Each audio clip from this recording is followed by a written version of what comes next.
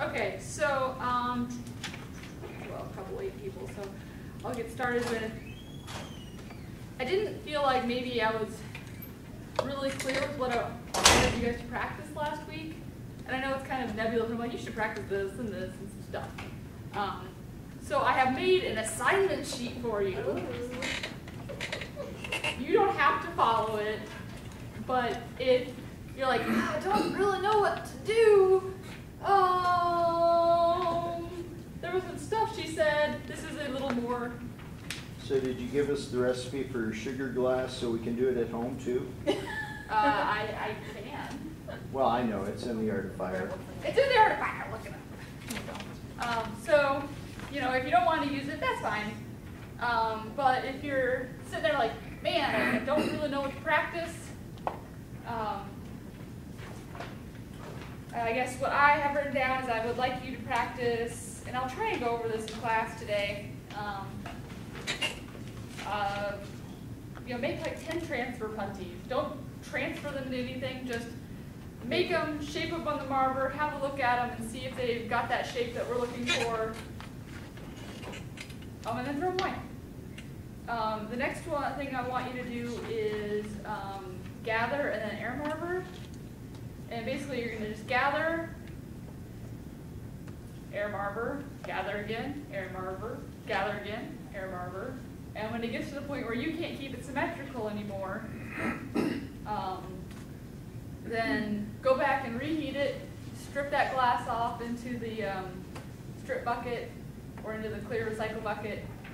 That can be reused. Just don't put your whole piece in there because when it breaks off the moil, it'll bring iron. So, but there's nothing wrong with it since it hasn't even touched anything. So just reheat it in the glory hole, strip it off into the bucket. The whole goal of this is to be able to make a piece that is symmetrical, but without having to touch it with anything. So no blocks, no marker, just air and gravity. So this is all about, and the things that will assist you in making this into awesomeness is you just kind of want, it can be a blowpipe if you really want, but just use a punty. You just want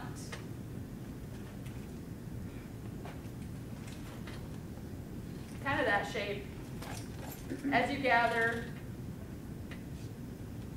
just kind of keep it, I would prefer you keep it short and fat rather than long and skinny. Long and skinny is going to be hard. Concentrate on keeping it kind of round, you know, with each gather. Imagine those being round and not my weird oblongs. So, and you can do that. This is a really good time for you to practice rotating so that you aren't, and so that, because I've noticed a lot of people have stops in their rotating, especially when they think their piece is cold. Or say when you're going from the bench to the glory hole, or from the glory hole to the marker, and they're not usually very long. Sometimes they're even as long as you're reheating, you stop turning, you pull out of the glory hole, and then you start turning again. So just really have your partner keep their eyes on your pipe and have them watch to make sure you keep rotating at all times. And then also just have them check out like the level of your pipe. If you keep getting if you stop being fat with, you know, I don't know, 3/4 of your glass needs to maybe be off of your pipe. But if most of your glass starts ending up on your pipe and you're ending up with something like this, or something where you're even like, you know, if 3/4 of your glass is now, or even half your glass is on your pipe, that probably means you have a very, very slight, well, a slight or very extreme tilt upwards. And a lot of people tilt upwards just without realizing it. consequently, if it gets longer and longer and longer and you can't figure out why, you need to tilt up a little bit. So feel free to have your partner squat down and be like, this is level. You don't have to keep it completely level, but at least maybe just kind of be like, okay, here's level. Which way am I wanting to go? What about, like, if you're rotating one way and then you switch direction, is that bad or is that okay? That is great. Okay.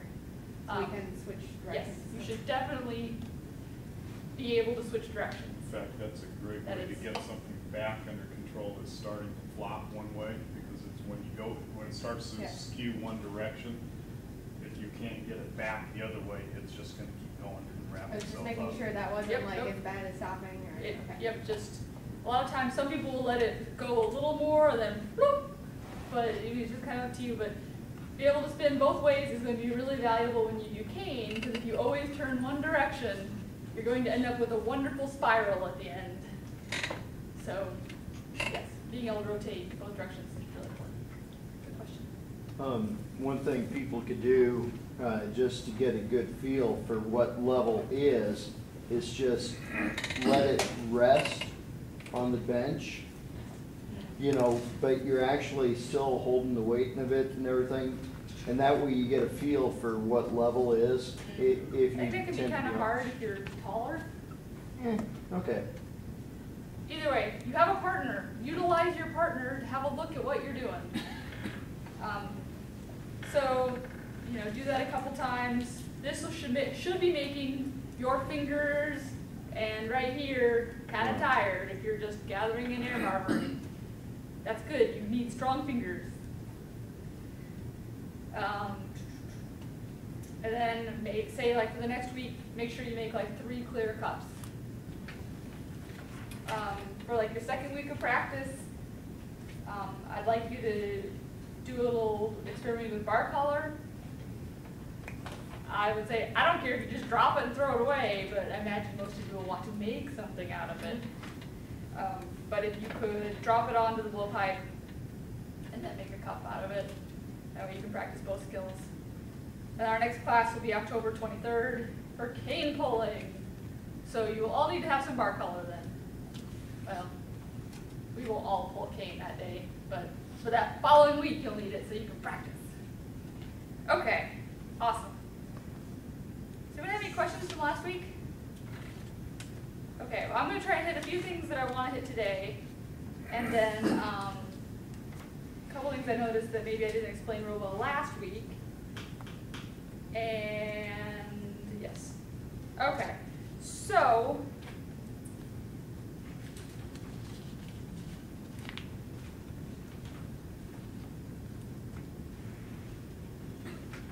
a couple of things. So when we do, say we're making our cups, if you have a really lousy break off, or if say maybe your lip is really thick, like, oh, a chunky lip. Maybe you put your jacket line in too high or something. A lot of times what people will do is they will tweeze it and trim it. So you take a pair of shears and you cut. There's a couple things that'll make this a little bit easier. What some people will do is they will take a pair of tweezers and then they will tweeze this out a little bit. So as you rotate, you'll grab, pull, grab, pull, grab, pull, grab, pull, grab, pull, to make it just a little, to pull that out. But the danger here is that you do not want to, as your opening gets wider, it's going to get progressively harder for you to trim. I mean, it needs to be wide enough you can get your shears in. But you know, once you start getting like this big, it takes a lot longer to trim around a circle that's 3 inches or 5 inches than it does a circle that's 2 inches in diameter. And it's also a lot harder to kind of, as you get things sag a little bit more. So the smaller you keep your opening when you're getting ready to trim, the better. So just be careful when you're tweezing not to pull it out like that. So you have to have a very small cup. But if you're doing something like a bowl or something that's really big, try and keep that smaller. The other tweezing is make sure that you haven't heated your puntee up to the point where as you tweeze, you end up pulling your piece off of the puntee. So, and part of what goes into that is heat. And this is, I want to say I'm an expert at tweezing, but I am not. In this especially, you only need about your top part that you want to tweeze to be warm. But there's such a thing as too warm, because if it gets too warm, it's just going to go blah, blah, blah, blah, blah. So you kind of have to hit that sweet spot in heat. But yes, if your backside is hot, you can end up just pulling your whole thing like this and making it awkwardly shaped. But in theory, you should not be that hot. So just be careful. And then when you go into tweeze, you always come in on the bottom, and you basically kind of rotate into your cut. Using your shear. Into your shear. I don't really care which way you tweeze, but when you shear, you're using your shears, basically you go in and then straight. But you should be rotating, I guess you're rotating this way. And your assistant can, it's be really hard to rotate the other direction unless you need to like that, but a lot of times what will happen is that little curl of glass will sometimes loop around because you're going like this. This is a really good point for your assistant to assist you and some people will grab them with the tweezers or they can use a paddle. It's their job to make sure that glass doesn't loop back around and attach itself to your piece. Questions? I'll probably try and do this today so you can see. Yes. Okay, so one of the other things that goes maybe along with the temperature issue is that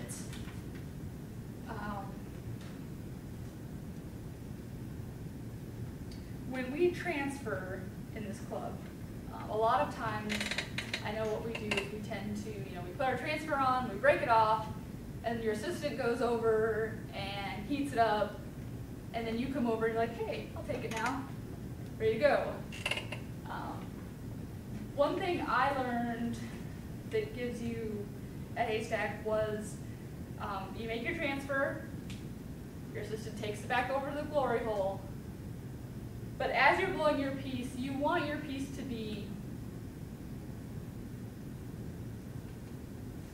I'm not going to say all one temperature, you definitely want as you're blowing your top, okay, so you say you made yourself a cup with the weirdest pipe ever, there, right, anyway. So you made yourself a cup. Naturally, as you go, this point needs to be cooler than, say, this point. Yes? But that doesn't mean this point should be approaching complete solidity. This should not be going clear. Ideally, it should be just cool enough that it's not wiggling around, but it should still be pretty warm. It's like almost not warm enough it's moving, but just below that. Same thing here. Before you transfer, you should be letting this part cool down a little bit. Because clearly if it's still moving around, you're going to puntee it and it'll just go blah, make a big indent. So it also needs to be pretty solid. But there shouldn't be a huge temperature difference. So this should not be going clear and becoming crystal cold. Well, this part's blazing hot. It's going to make things really difficult on the other end when you go to reheat. So you want to try and keep this, you do need a heat differential, just keep it slight. So what happens though is by keeping this a little on the warmer side, as we transfer and go back to heat, you're going to be less likely to have like a crack form in the top here. I guess once you transfer it, it's like that.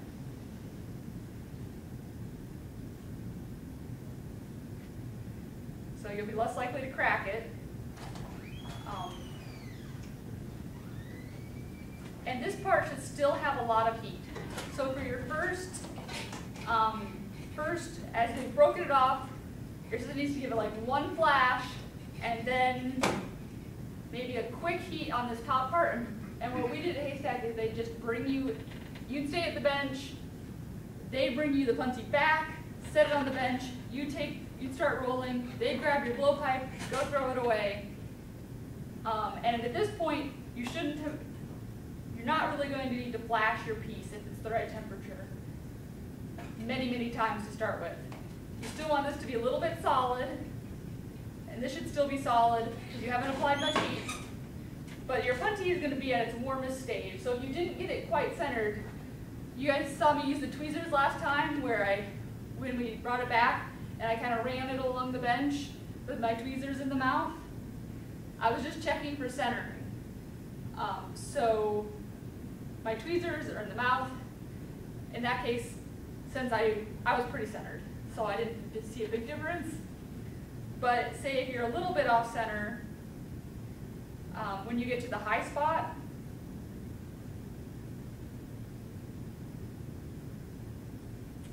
okay, so like center's right there, and say you're a little bit under center with your punty.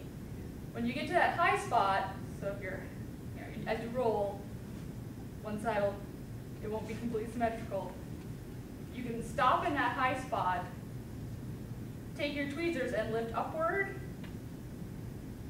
which will kind of rotate your cup, I guess like that.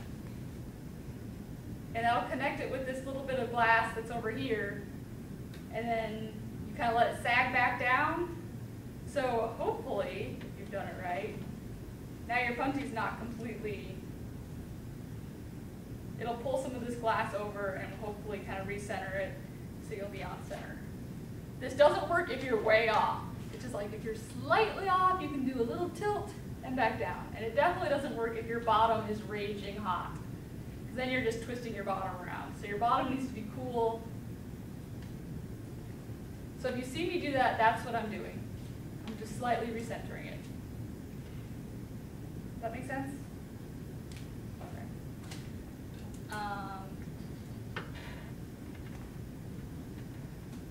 Okay. And as you stand up to go make your first reheat, keep in mind that this back side still, in theory, should be warmer than this side. So you need to flash it, but you won't, your first reheat, you're not going to need to flash as much as you will your following ones. So maybe one reheat the top, give another flash, reheat the top, go sit. You're not going to need to flash 5 times. Just keep a watch on it though. Okay.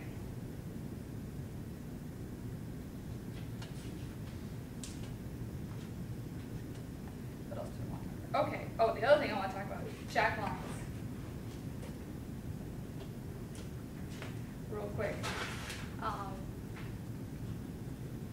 Centering. Okay, so I just talked about recentering when you're on the transfer, after the transfer. As you make a piece, now I'm going to talk real quick about centering when you've got a bubble. So say you've got your bubble. Paper's too high. Thank you. It's no problem. Say you've got your bubble here. It's pretty symmetrical. As you go to center a bubble, or anything you're doing, you start centering here, so you center your moil, center the center, and you center the top then. So 1, 2, 3. So that means you start back here with your newspaper or whatever else, and you go this way. What that does not mean is that this should be a complete solid and stop moving while this is still flopping around. It just means that you've shaped it, you've got it into center, now you're shaping here, getting it back to symmetry, and then coming out to the bottom. This might be as simple as starting the paper, making a roll, and going like out as you rotate. See what I mean? So it doesn't mean chill this till it doesn't move, then go to the center, chill that till it doesn't move. That's wrong. Because then you have to reheat, and it's a real pain. And usually what happens is that you just end up with, then you can't blow this out anymore if you've chilled this. So then what that will usually lead to is incredibly thick shoulders and very thin bottoms. And nobody wants thick shoulders. Thick bottoms are always okay. You can always use that extra weight to hold your piece down. Thick shoulders can be a real problem. So shape and move on. Don't linger. That's one of the reasons why those blocks tend to burn out on the lips the fastest, because people are like, I gotta make sure this is a solid and isn't moving. You don't need to, just shape and move on. If you keep rotating, it should all stay on center. Okay, so then the other thing is about jacking. As you blow out your bubble,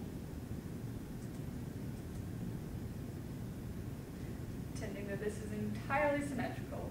Even if you are like the world's best first bubble blower, and you have really managed to get your bubble just 90 degrees out from the hole, which won't happen.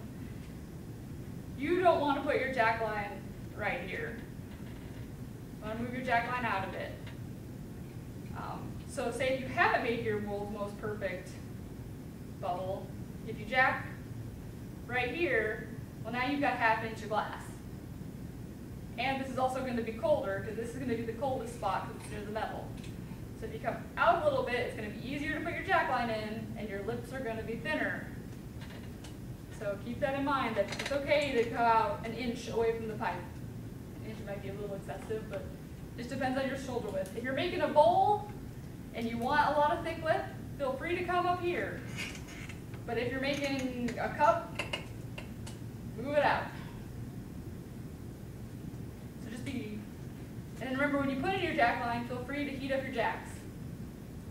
If you're trying to shape the glass at this point, usually you're going to put your jack line in. Since your jack line isn't going in last, cooling it will do no good at all, because it's just going to reheat. And so you're shaping it, not cooling it. You're going to cool that by virtue of making it the thinnest spot. That will let it naturally keep it a little bit cooler than the rest of it. And you can always put just a tiny bit, you can always reinforce that jack line right before you're ready to break off, which if I reinforce, I don't mean like making it really tight, I mean making it cool. So at that point, before you're ready to break it off, you can do one quick run over with your, some people will use their shears and just cool it. Some people will just take their jacks and do one quick run. Add your heat differential then, right before you break it off. If you cool it, then put your transfer on, and then wait 30 seconds as you wait for everything to cool, and then break it off, that coolness has dissipated. It's no longer that thin line. You've given it time to just go blah. So once again, it won't matter that you did it. You've waited too long. It needs to be done right before you expect that break. That make sense? And if you're one of the people like myself who would have a nice flat bottom and a nice even top, but they would be at a little bit of an angle to each other, what I learned was that when I'm jacking, just jack lightly and watch the bottom and make sure it's on center, and your hand will do the right job on jacking. And so then your top and your bottom will actually be parallel to each other. So that was just one of many things that I learned that I was doing wrong. So. And then another thing I wanted to say real quickly is, when I was at Haystack, most of the time when we broke our transfers off, most of the time what we would do is we'd come over, we'd have our piece, we'd put our transfer on, and then usually we'd lift off the bench and then tap it. But a lot of times what happens is some of this break off will fly back into your piece. I don't know if you've ever gotten a piece of that. So what you can do is you just tilt slightly upwards right before you break. So off the bench still, but going at a very slight angle so that all this break off should go down rather than back into your piece. So breaking downwards is going to make it more likely that any of this crap is going to come back into your piece. So break off upward. Oh, also, so that brings another thing. Normally when you break off, you don't want to break off and then carry it downward going to the glory hole. It's natural, it's easy to do, but all you're going to do is make your punty go and pull outward. Especially if it's too hot, you don't want to point down unless it's so crazy hot that you now need to, say, have a piece of wood on the bottom and reinforce it. If it's so, if you after you break, you should immediately come back upwards. And that doesn't mean just holding still, that means you still need to be rotating. So break off, go upwards. So even if you decide to break off flat, you don't care about crap coming back into your piece. I almost always break off flat because it doesn't usually bother me. Always go upward. Doesn't have to be 45 degrees or 90 degrees, just upward. That will force your piece to go back onto your punty rather than down to the floor. Make sense? Yeah, I had situation when, and maybe if you're, I'm assuming with this upward break-off that you're talking about, that the punty is going to be higher than, well, slightly higher than the blow pipe then. Yep. And in that case. But they would always be. Yeah. And I guess what I would, at least one time when I've done a transfer, when the piece broke off, it kind of, but that was more kind of a horizontal thing. The piece just kind of went, like that. So I don't know if maybe if you're breaking it off already at an angle, then bringing it back horizontal is going to solve that. But I guess my concern is how do you avoid the piece falling back on the punty? You wait till your punty's cooler. Oh, okay. Rotate. And since it was you and me that did that, I don't have a problem saying this. I was wrong in telling you, not telling you that the piece was heavy. Okay. And so that you would have been prepared for that. Okay. Ideally, you would just, my first thought would be that your punty was a little too hot, or that the bottom of your piece was too hot and then sagged. I guess I'd have to see. But It was okay, then the punty was probably a little too hot. fun. Or you stopped turning and gravity took over, because you do want your punty to have a little play in it. It was So a heavy piece, small transfer punty. It just was too heavy for the There you go piece. then. And, yeah, it was Yeah. and it was my fault for not. Also, covering as your pieces get bigger, or not, you don't have to make big pieces. But if you're more than, say, okay, like if you make 3 Brenda-sized gathers, you can probably still use a small punty. But if you're making, say, a 4-gather piece, or you take big gathers, you need to be moving up in punty size, so that your transfers are a little bit bigger. This will just give you a little more stability in your piece. Everyone's got their own preference, but if you're making bigger pieces and you're finding things are really flopping around, try going up a punty size. I guess we only really have 2 sizes, so. How are those marked? I mean, you just look at them, tell the difference between sizes. Yeah, Well, punties are going to be There's just. the it ones says that are punties 3/4 solid. of an inch across, and then Right. there's the ones that are about half an 5/8. inch, 5/8. Okay. Yeah. The black handled ones are the small ones, the silver ones that are all silver, the big Big ones. ones, okay, thank you. It has been said that our blowpipes are marked according to color. I don't really think this is true.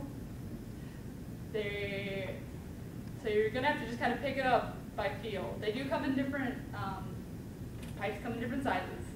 Most of ours are the standard lightweight blowing stuff, so good for maybe 3 gathers, maybe 4. If you're doing more than 4, or you're doing nice big gathers, move yourself up to a bigger pipe. You're gonna find it a lot easier to turn, you're gonna find it they're gonna be heavier, but they're gonna also be better for the pipe so they don't get out of whack.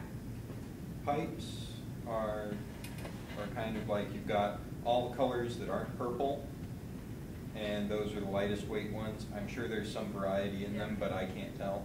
You've got the purple ones, which are pretty much a standard weight.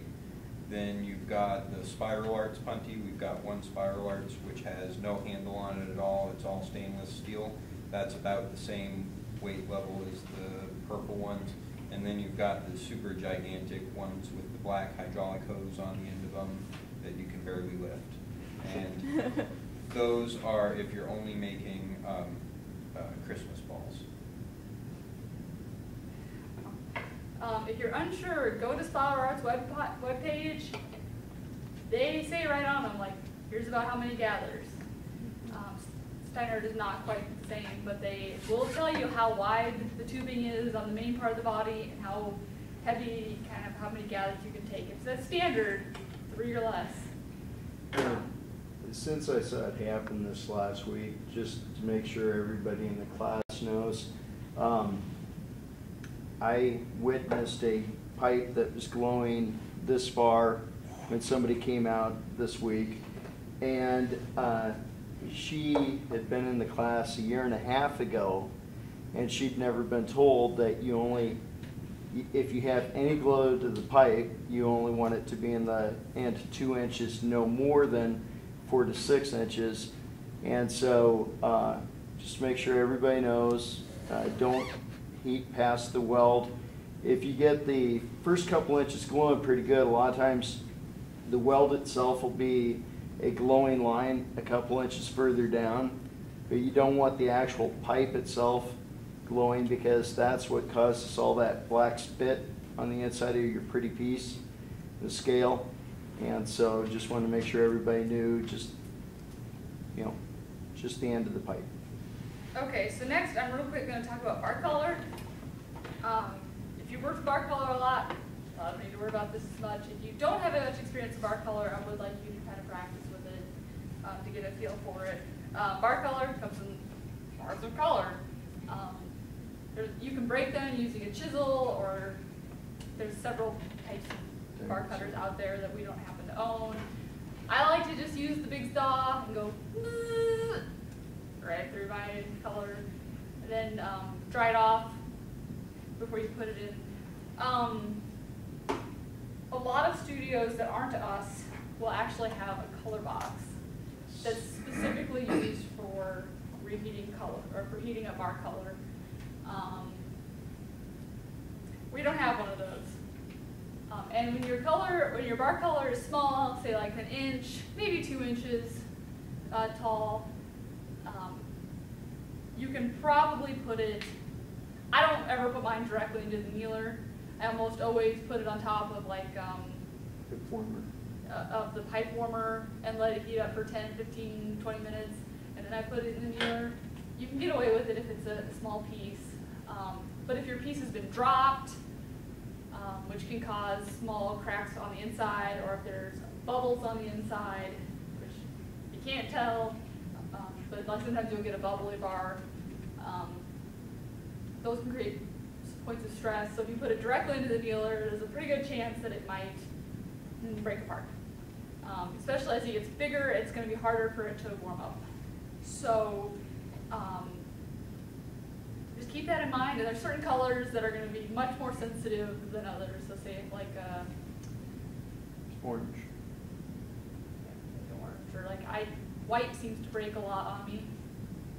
Stiff colors Stiff colors, they mean. yeah. So in an ideal world, if you could put it in when the annealer's cold and let it come up. Also the one at Haystack, they kept their bar color box a little warmer than your annealers are. Mm-hmm. I think they kept theirs at 650. Wow. 650 is pretty hot. It was Just, pretty hey, hot, get- but get they were Gaffer- using really stiff whites and blacks. Well, Gafford So- glass pre-soak temp is 600 C. Okay, so maybe it was.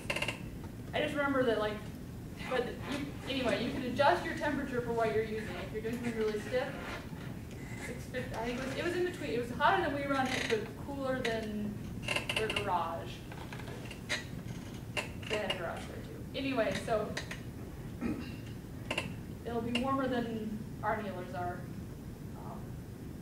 This makes it slightly easier and on the color, because then even that extra 50, 100 degrees makes it a little bit easier to go from annealer to glory hole. But regardless, either way, when you pick up your bar color and you bring it over to the glory hole, don't just stick it right in there. So you can kind of warm it up at the front, or you can flash, come back out, flash, come back out. But make your first few flashes quick. And don't hang out like, I'm not saying you need to run from the annealer, but you need to pick it up and move with a purpose over to the glory hole, because the whole time it's out, it's starting to cool. So you can get over there, give it a good flash, come back out, flash again, and then as it starts to heat up, you can make your flashes longer and have a shorter wait in between, and then eventually you can just stay in there. When I pick up my bar color, it really doesn't matter how you pick it up. Most people they'll have their puntee and they'll get a gather. There's really the only important thing that you really need to, I'll show you how I do mine, but the thing that really you don't want to happen is a lot of times people will get, they'll get a little clear on their pipe, they go pick up some color, and then as this starts to melt, what will happen is they'll start getting color over their clear. Or they'll start rolling and working their clear into their color. This is no good, because when you go to take this off of your pipe, you're going to end up with clear in your color, and this is going to give you a slightly different thickness of your color, and it's going to blow out a little differently, or you're going to end up with a thin spot. So you don't want these two to intermingle. Or if they do intermingle, you need to be aware that you need to cut off where there's no clear, which is really going to cut off quite a bit of your color. So what I do is I usually take a gather, hold it straight up so that it's kind of coming, so there's not a whole lot of glass. You don't need a crap ton of it here, you just need a thin layer. I like to marver mine into kind of a shape like this, so that when I pick up my color, they're approximately the same size, and then I can cool down these sides while letting this air cool. You don't have to do it that way, that's the way I like to do it. And that helps me from working my clear into my bar. As you heat this up, so remember, inside is the coldest, and you're going to get hotter as you come to the outside. So what you need to do is when this gets all glowy and molten, your inside is still very, very cold. It's still a solid. So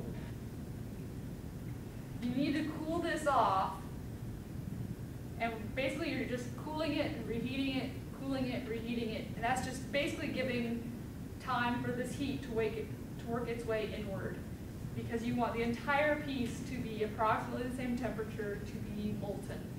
If you have a stiff inner core and you go to use that on something else, things are not going to work out so well. When working with bar color, so basically you're just going to reheat. Usually people will use the marver. You can use the straps on your jacks if you really want to. And then usually what you want to end up with is you want to keep it short and fat, not long and skinny. So as you marver, remember to keep supporting that pipe in your hands and not just letting it rest on the marver. If you let it rest on the marver, I was explaining this to someone yesterday. Here's your clear, you've got your color. You just want this to glide along the marver. If you let this rest onto the marver, what's going to happen is your color is going to squish outward in both directions. So it'll get longer going this way, and it'll also start going backwards along your pipe going this way. It'll just become long and skinny, and long and skinny is hard to use. So make sure you're supporting it in your hands as you roll across the marver to cool it. Short and fat. At the end, what I like is having my color short and fat. So when you're coming up for your final heat, before you're ready to say, what we're going to practice is just dropping it onto a pipe. today. So when it's completely molten, it's ready to go. You're talking to whoever has your pipe, or say if you're going to overlay it, make sure you're talking to each other. What a lot of people do is they'll kind of give it a rounded shape, or kind of a shape like this. You can do that with just a pass across the marber. What I learned at Haystack was right before your final heat, they would put a very slight jack line in here.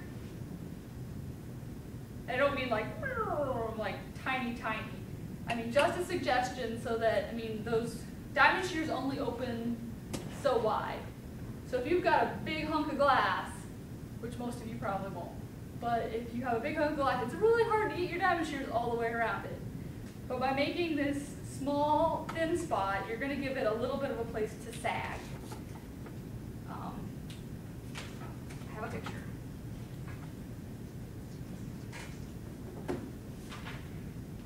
Okay, so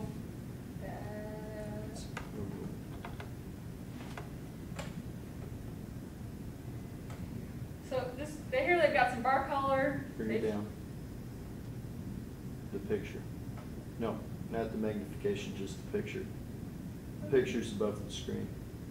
She's looking at the She's bottom. looking at the middle one on the bottom. Not this one, this one. Oh, okay. So they're shaping it, they're giving it a very slight jack line. So you see how that's not a jack line. Kind of hard to see.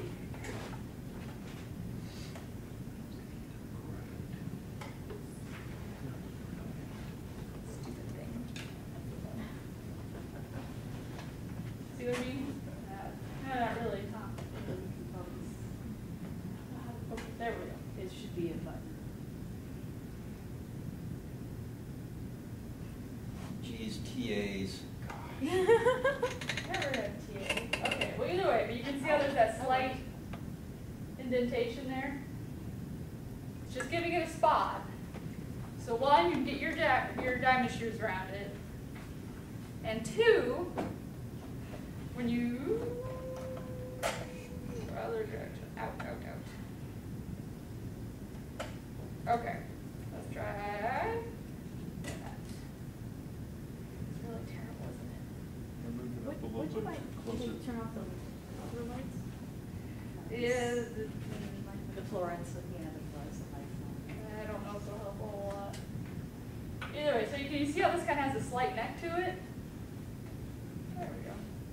That's going to come out of having that slight neck, and will hopefully allow your piece to retain kind of this rounded shape. You don't want your drop to get long and skinny. You want to stay as fat and round as you can. Sometimes if you've ever seen,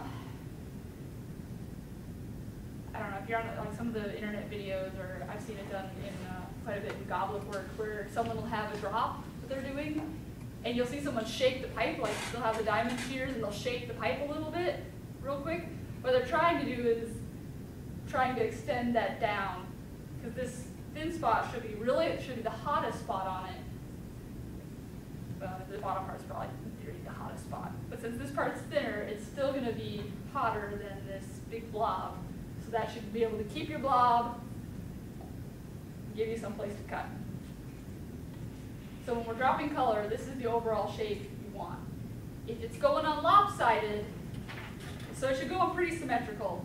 If it goes on lopsided, some people will turn their pipes very slightly, but a lot of times if you don't do it quite right, then you just end up with a spiral, so then that's not so good.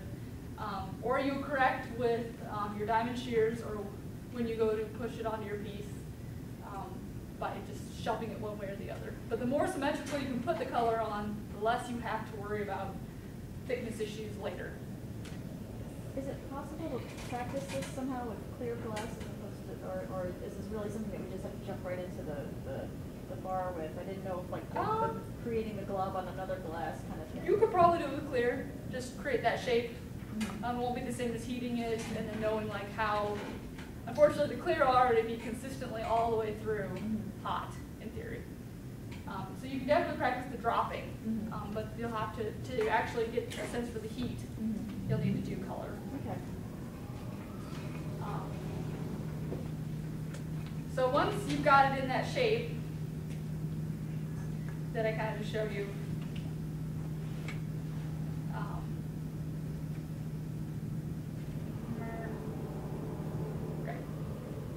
what you're going to do is you put in your thin jack line, you go into your final heat, and so in our case, we're going to be just transferring to a blowpipe. So you want your blowpipe to have that kind of dull red glow. Doesn't need to be yellow or anything, just needs to be red and hot.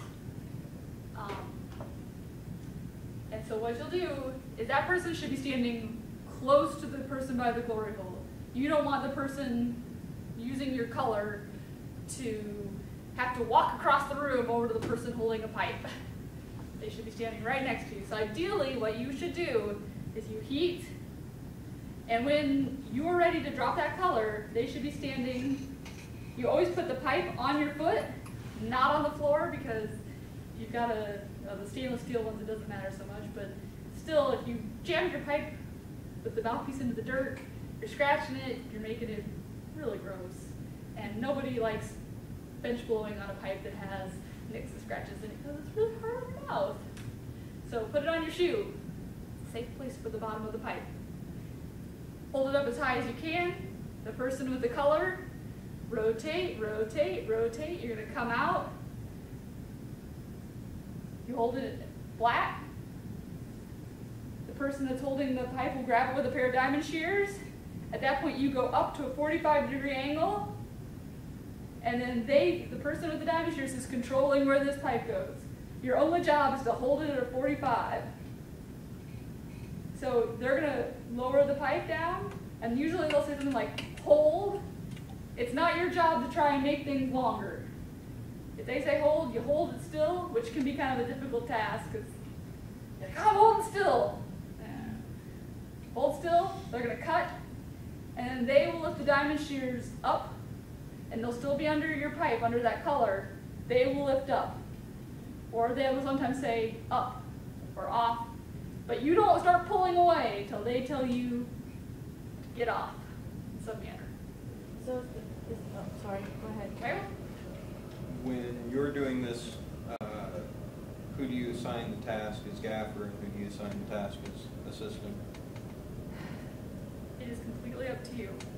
When you're doing it. When I'm doing it, I would do, what I like to do is, since I want the gaffer, for me, most of the time, I want to be the gaffer holding the blowpipe, applying your color. So your assistant should be doing the heating up. That's the way I like to do it. So that's the way I probably will do it. So during this process, once you stick it on your foot, are you still rotating the blowpipe? Nope. No, and the person holding the teardrop thing is not either. Is not rotating theirs. Right up You to will one rotate Right. until I grip your pipe with the diamond shears. At that point, you stop. So like when you're holding like this, still rotating.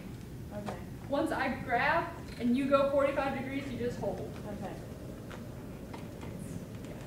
And the person at the bottom, the only time I'll rotate is either like once I've cut, or if I'm trying to create, center. if it's for some reason maybe gotten off center, I'll rotate a little bit to try and recenter it.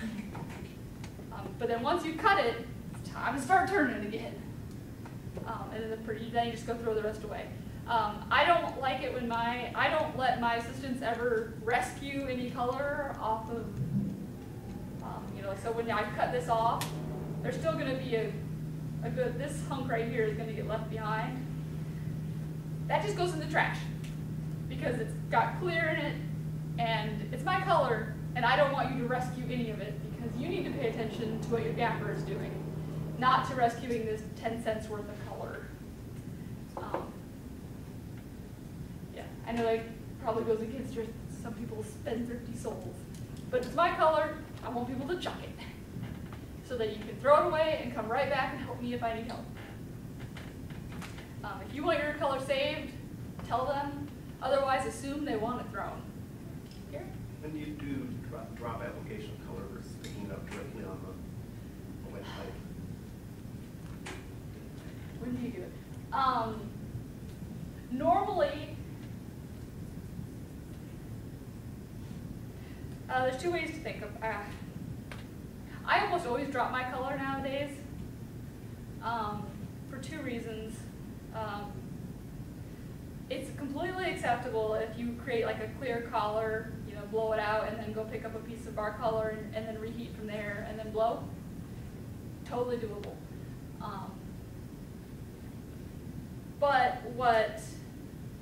But sometimes if you don't have, sometimes if your color is really stiff here, you'll end up blowing out some of your clear. So if you've got just like one piece of color, I find that it blows out a little bit better for me. Also, a lot of times what I'll do is I'll do a Swedish overlay. So I'll have some clear, blob it down on top, then squish it down on top of the clear. So you most really can pick it up with a collar. I'm asking you to practice putting it directly on the blowpipe this time because we're going to do this when making cane. Because it's important to have, since we'll be pulling, it's really important to have your color directly attached to your blowpipe so that it doesn't, so the clear in between doesn't pull out. So that's why I'm specifically asking you this way. But It's also really good for doing two color overlays where you've got one color on the inside and one color on the outside. Yep. You need to know how to do it. So, Another aspect about dropping it onto the pipe is then you know that all of your color is at the right temp, and it's really easy to just start blowing at that point. It's not the guessing game that you go through when you pick it up on a collar. you don't have to worry And about I've always picked it up on a collar. I've never dropped it on yet, but I can see that being a benefit of it.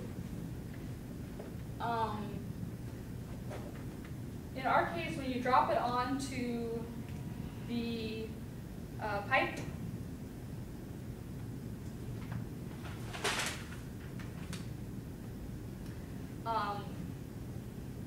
this maybe isn't completely necessary, but you know, as you've dropped it onto the pipe, it will probably kind of look like that. When we pull cane, what I will have you do is kind of take a pair of tweezers and just pull, you know, just grab a corner and either like pull or shove, but in some manner pull like a hot stringer of glass onto the pipe.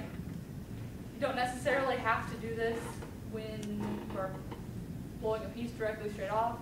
I like to do it, it gives just a little more attachment onto the pipe without having to pull a whole crap ton of glass back down.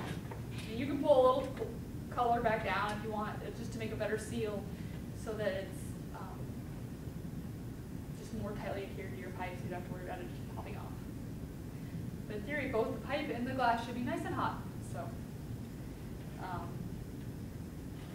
and dropping color is, you know, every color is different. They really vary. Don't expect them to act the same. And it's kind of, you want it to be hot enough that it comes off your pipe onto, you know, when you're heating and you go up. You want it hot enough that it comes off, that it'll kind of flow downward, but not so hot that it races to the floor. Because if it's really hot, then it gets really long really fast. You want it to be just hot enough to keep its round shape and gently drop down. That just takes practice. I got a little confused with when we were discussing the different things that people do with that last one. So what we're specifically going to be doing would be having. You're gonna have a blowpipe. You're gonna heat up some bar color. You're gonna go up, drop it onto that. Onto a blowpipe with nothing on it at all. With nothing on it at Oh, all. okay, I'm following. Drop it down the middle. Okay. Any questions? So once you drop it onto the blowpipe, do you have to like gather clear over it before you can start blowing, or can you start your starting bubble? It depends on how much color you drop. If you've just dropped a little bit, I'd gather clear and then blow my bubble. If you've dropped 4 inches worth of color, go ahead and start your bubble. Most of the time, I'll just pick up at least one thin layer of clear over it. Okay, is there any questions? Awesome. Okay, well in that case, that's all I've got for today. So we'll head over to the studio, take 15 minutes, meander over there, we'll get set up.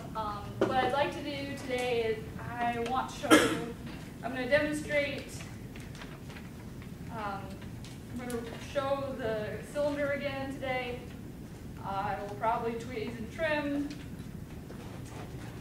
and I will demonstrate some bar color stuff, and I'll probably have everyone kind of come up and let me see you gather, and we might just kind of do a few gathering exercises, call it a day. I think it'd probably be good to do an overlay, because I think some people might not be familiar with it. I'll do an overlay here in a couple weeks before we do Comos. But if anyone has a burning desire to see an overlay, I can most certainly show you today.